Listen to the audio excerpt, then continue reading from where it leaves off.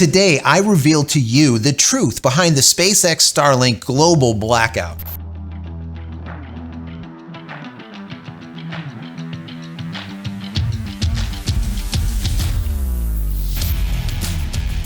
Hey everybody, welcome back to the channel. Thank you so much once again joining me for tea time. What do you think about that? I hope you're joining me with your cup of tea, maybe a cup of coffee, hanging out, talking tech, talking photo, talking video. Today is a tech day. It's a follow-up day, an important follow-up day. We talked about 2 days ago, I think it is, the blackout that occurred where for about 90 minutes, just about everyone, there's a few people that came back and said we were not affected, but a lot of people, US and abroad, Philippines, Africa, there was people from all over the world that came to me and said, yes, Joe, I am out. And we talked about that in the last video, but there wasn't any concrete evidence of why this happened. There was some people who are saying, oh, it was a hack. There was some type of hacker thing that happened, or the Russians did it, or maybe it was China, or maybe it was even the Ukraine. Something was going on in the Ukraine and it was trying to be subverted by Elon Musk. All kinds of crazy stuff. And we just don't know what the truth is. Well, today I'm going to give you the truth because I found out. So, before I get into this, I want to say that if you haven't downloaded any of my ebooks, go check them out. Go over to JCristina.com/books. Once again, JCristina.com/books. And if you enjoy this content, even the least, throw it a thumbs up. That'd be awesome. Subscribe to the channel if you're not. And if you are, click this little button right here. So when I go live, when a new video comes out, you'll be notified of it immediately. If you just want to say thank you for all of my hard work, there's a little thank you button right down here. You can give $1 or $2 if you like. If not, that's fine. Consider becoming a member of the channel. That would be even better. If you want to get more Starlink content, click over here. I put together a Starlink playlist, a podcast, so to speak, of about 186 Starlink specific videos. Go check those out. Also, if you're looking for a VPN or if you need a static IP address or do port forwarding, check out PureVPN. The kind folks over there at PureVPN gave us a promo code. That promo code is JCristina. If you use that at checkout, you will get 15% off, additional percent off. So go check that out. So let's get right into this. Before I tell you exactly why there was a 90-minute worldwide blackout of SpaceX Starlink, I want to get into a story that has been in the news for the last week. And it's like a big story because if you remember correctly, I talked about a book that was released by Walter Isaacson. And basically what some of the things that Isaacson said about Elon Musk was brought into mainstream media. Mainstream media latched onto it and has been absolutely nuts for the last week. They've been running with it with just all sorts of just crazy commentary. So I was looking through this and it didn't matter where I looked. It could be CNBC, it could be NBC, ABC, Fox, it was CNN. It was literally everywhere. And one agency kind of summed it up by saying this: Isaacson's book reported that Musk secretly told his engineers to turn off coverage within 100 kilometers of the Crimean coast as Ukraine was launching the attack. Now, if you don't remember, there was an attack back in 2022 that they were going to do with these drone subs and blow up the Russian boats that were sitting there anchored. Anyways, all right, that's what this is all about. Well, I was going through these articles and I'm like, oh my God, these people are just nuts. On The Guardian, it said Elon Musk ordered Starlink to be turned off during Ukrainian offensive. The Register said bombshell biography. Fearing nuclear war, Musk blocked Starlink to stymie Ukraine attack on Russia. Gizmodo said biography claims Elon Musk killed Starlink access to prevent Ukrainian attack on Russian forces. Bloomberg says Senator Elizabeth Warren calls for a probe following the report that Tesla and SpaceX CEO Elon Musk curbed a Ukrainian military operation. CNN also said Elizabeth Warren called for an investigation into Elon Musk. Let me play this video. I mean, this is just... Well, look, no one is supposed to make foreign policy for the United States other than the United States government. It is not up to one billionaire to go off in secret and change our foreign policy. I think we need an investigation, both from the Department of Defense and from Congress. So there you go. When I hear Elizabeth Warren, in my personal opinion, I think that she is just simply not the sharpest tool in the shed. she is not the brightest light bulb. I do think that she is a mental midget. Take it as you will. That's, once again, my commentary, my opinion. If you really like the woman, that's fantastic. I think that she is just not very bright. Okay? And that's saying it nicely. So when you hear this stuff, it's like, wow, I mean, they just ran with this and they didn't know shit yet. They just ran with it. Now, I was reading, because I read a lot of different things. You know, this channel is unbiased. I read to everything, and then I come to my own conclusions. I was reading something over at Business Today in India. Like, why do you read Indian rags? Why do you do that? I read rags from all over the place because I want to know news from other regions and hear their bias on how they look at stuff in comparison to our mainstream media propaganda that we currently have to endure with here in the US. It happens abroad also. Anyways, they said this. This is what their headline was. Did Elon Musk avert nuclear war between Ukraine and Russia? A new book reveals shocking facts. So even though this is very, let's say, sensationalized, but look at the title difference. This is actually spinning it in a positive way. Did Elon Musk avert a nuclear war? In comparison to what we see in our mainstream media, with the exact same information. Remember, this article came out at the same time that all of the rest of the articles did back like a week and a half ago. This is before the revelations hit about this book and Isaacson and his saying, well, I kind of mixed things up a little bit. I made a mistake. Mistakes were made.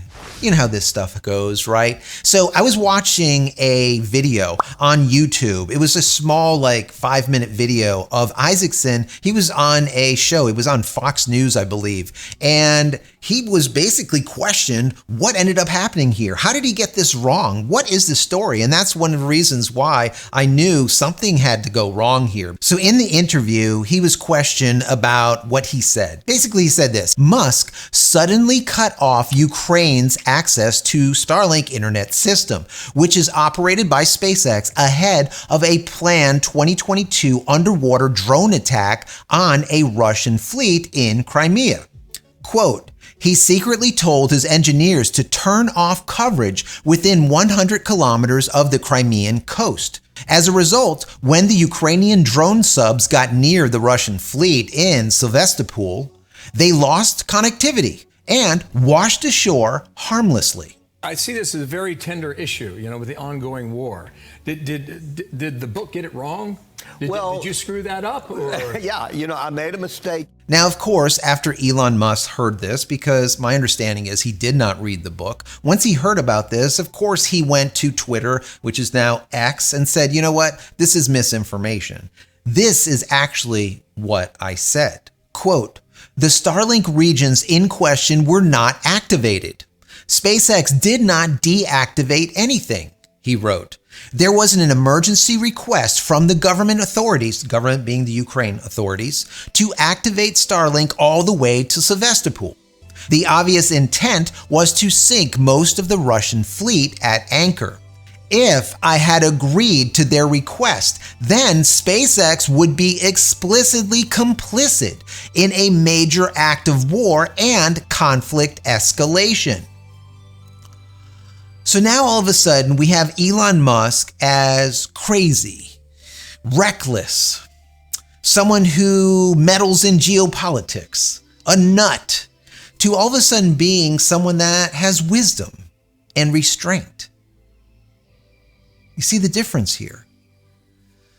The mainstream media does this all the time. If they don't like you, they get one piece of negative information and they do not vet that information. They run with it like war dogs foaming at the mouth. So, before I tell you exactly what ended up happening with this blackout the other night, let me just repeat this because this is very, very important. It is very important. What he said, what Isaacson said, he said, quote, he secretly told his engineers to turn off coverage within 100 kilometers of the Crimean coast. As a result, when the Ukrainian drone subs got near the Russian fleet in Sevastopol, they lost connectivity and washed ashore harmlessly. So this is not just misinformation. This is not like misinterpretation. This is not a confusion of meaning of what Elon said. This is a fabrication. This is an exaggeration of a fallacy, a major exaggeration. He's going down to how many feet, how many kilometers. He's going down to all of this connectivity issues and then washing ashore harmlessly. Do you see how it just compiles, it compounds? This is what happens. Now, bear in mind, he's an author. His idea is to write good things and bad things about the protagonist in his books. The protagonist in this book is Elon Musk. In a prior book, it was Steve Jobs. But just like in Steve Jobs' book, some of the stuff that was written is accurate. Some of the stuff is not so accurate. Some of it is gray, borderline. Here in his biography, Elon Musk, we are seeing a major fallacy that was created, that was put together, that wasn't just a misconception. This wasn't just misconstrued information or some type of confusion between what was said and what was thought to be said. This is a compounding of a fallacy. But you must understand that he needs to sell books, and your protagonist needs to have a positive and negative side to them. They need to have a dark side and a light side. There needs to be good and bad. There needs to be good and evil. There just needs to be that type of dark and light when it comes to a story. If not, you don't have a story. You don't have something of interest. You definitely don't have a bestseller. So this stuff needs to be written, and it was. So that's why I said at the very beginning, when I talked about this in my last video, I said, listen, understand this is a biography and not an autobiography. If you don't know the difference, look it up. This is a biography. You're going to find stuff that is not correct. Well, it has now been made correct. It's been made public. He said, I made a mistake. Mea culpa. I throw myself on my sword and let's just move forward. I think that's great, but he really didn't have a choice. Elon Musk called him out on it, and he really was getting some flack for it. So let's get down to the nitty-gritty, what you're here for. What exactly happened with this SpaceX Starlink global blackout? What was the reasoning? Well, a lot of you guys sent me to different articles. I read so many articles. I read stuff on Reddit, on all kinds of subreddits. I read stuff from you guys. There was some people that said that they heard that it was some type of attack, like a hacker attack. Some people said it was the Russians. Some people said it was the Chinese. It was a Chinese attack. Others said that it was a major war development that was happening in the Ukraine, and it was subverted, again, by Elon Musk and a whole bunch of other poppycock. So I got the truth. That's what we do here. And a little birdie told me in my ear some insider information, and I'm going to give it to you. Exactly what happened that night. Why SpaceX Starlink went black for a full 90 minutes. And the gist behind it is just simply this. It wasn't the Russians, it wasn't hackers, it wasn't the Ukraine, it wasn't China, it was none of it. It was software. They did an update to their SpaceX Starlink POPs, or point of presence, which ended up having a bug in it, and it failed. So they went down for 90 minutes. If you don't know what the POP is, basically the POP or POPs are point of presence. They're the equivalent to a NOC, or a network operations center. It is the end just before hitting the backbone of the internet. So if you think about you putting in a request, right? Your request goes from your computer to your router, up through your dish to a satellite, back down to a ground station, from the ground station to a POP, and then to the internet, which is your backbone, right? That's where your POP is, on the backbone. When the request comes back to the POP sends that information back to the ground station sends it up to a satellite, and then the satellite sends it back down into your dish and into your computer. That's how it works. So in short, what they ended up having to do was take a previous configuration. They had to roll back their configuration, and once they roll it back, they had to reboot or reset all of these POPs, all of these servers, and it takes some time to do that. So everything was down for a totality of 90 minutes. It was global. It wasn't regional. As I speculated, it was a global outage. There were some people that did not get affected, but the majority of people did. When I said there was 33,000 people that were out, you could take that to a full order of magnitude more. There was a hell of a lot more than that. That's just that one organization was able to see based on people saying that we can't get in, we're out. That's where that 33,000, 34,000 number that I gave you guys the last time came from. It's a hell of a lot more than that. Anyways, the bottom line is this is what the reasoning was. It had nothing to do with Russia. It had nothing to do with the Ukraine. It had nothing to do with hackers. It had nothing to do with nothing. It was just simply a configuration problem. I was speculating that it had to be an update that was made because everything went down. It was an update, but instead of the update working, the update failed and they had to roll it back. And when they rolled it back, they had to reboot everything. So that is the truth behind why SpaceX Starlink was down for 90 minutes the other night, a global network outage. You know, Plato once said, "No one is hated more than he who speaks the truth." And the way I take that is having doubts leads to question. Questioning leads to the truth. And this channel is all about questioning. This channel has always been about the why behind things, not just always the how. I try to remain unbiased with everything and I read a ton and then I give you my commentary on it. But understand, I'm just some guy on the internet. Take everything with a grain of salt. Do your own due diligence. And I think that is the problem. The fact is, people no longer question today.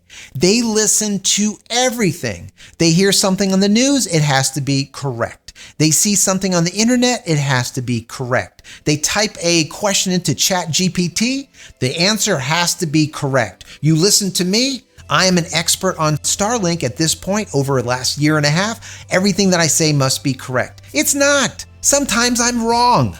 All right? People are wrong. Mainstream media is wrong all the time. Question everything. Question everything. Do your own damn due diligence, right? Anyways, guys, I hope you've got some, even a tidbit of value out of this video. If you have, throw the video a thumbs up, share it with your community, share it with your friends, family, share the channel. Let's grow this channel. Also, if you have not subscribed, please consider doing so. And finally, head over to my website, JCristina.com, where you can find all the photography tools I've invented for you and me over the years. And hopefully there's something there that you might like. And if there is, please pick it up and support me and my family. That's it, guys. I'm out of here for another vlog. Many blessings to you and your family. Stay safe, stay healthy, and we'll see you in the next one. Love you all.